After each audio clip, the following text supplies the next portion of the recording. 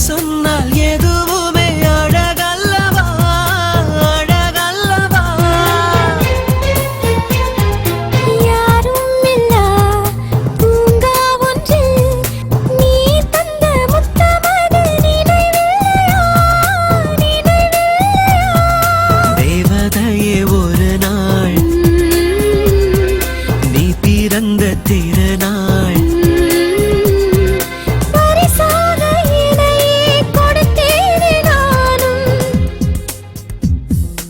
ஆகாயம் ரெண்டாகுமா நம் வாழ்வை சந்தேகம் துண்டாடுமா அன்றொரு நாளில் மெல்லிய தூரில் நெஞ்சுக்குள் நினைவில்லையா நீ என்னை சந்தித்த நாள் இல்லையா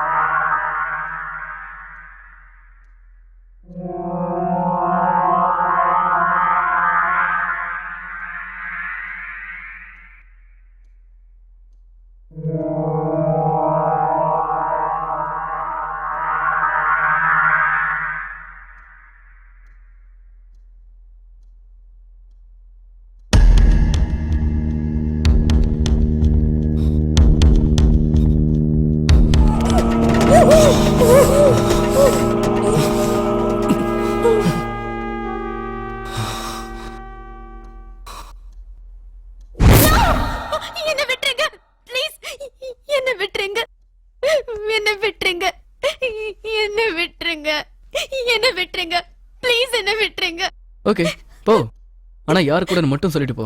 ஏன்னா என்னை விட ஏதோ ஒரு வகையில உன் மனசுல எவனோ ஒருத்தன் வந்திருக்கான். சொல்லு, அது யாரு? நீங்க பண்ணிக்கிட்டு இருக்கிற தப்ப மறைக்கிறதுக்காக ஏன் என் மேல பழிய போடுறீங்க? மனசுல வேற ஒருத்திய வச்சுக்கிட்டு என் மேல பாசமா இருக்கிற மாதிரி வாழ்ந்துகிட்டு இருக்கீங்களே, அந்த மாதிரி நான் இல்ல.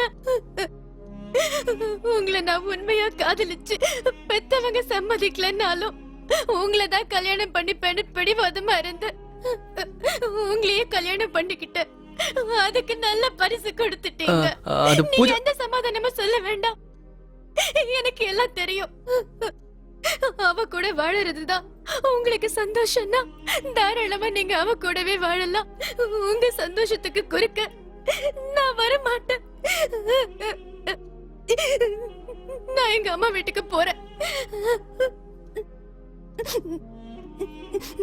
நீங்க வேணா எவ்வளவு நாள் என்கிட்ட அன்பா இருக்கிற மாதிரி நடிச்சிருக்கலாம், ஆனா நான் உண்மையாதான் உங்களோட வாழ்ந்த அந்த நினைவுகளோடவே இனிமேலும் வாழ்ந்துருவேன். பூஜா, என்ன சொல்ற நீ?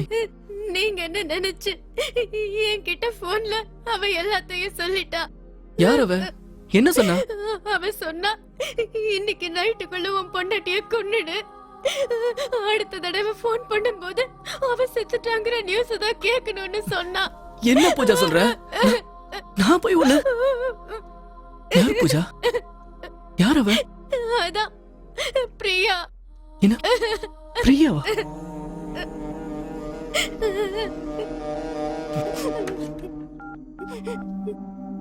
படிச்சு பாரு.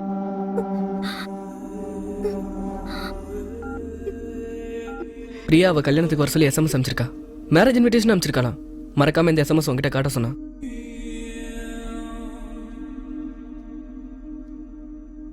ஏதாவது கொரியர் இருந்துச்சா? அதை எடு.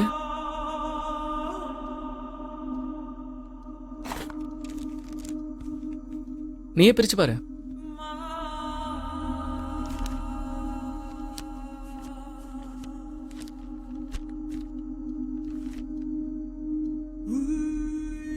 பிரியாவோட மேரேஜ் இன்விடேஷன். நம்ம 2 பேரும் போறதுக்கு ஃப்ளைட் டிக்கெட் கூட புக் பண்ணிருக்கேன். கிஃப்ட் கூட வாங்கிட்டேன்.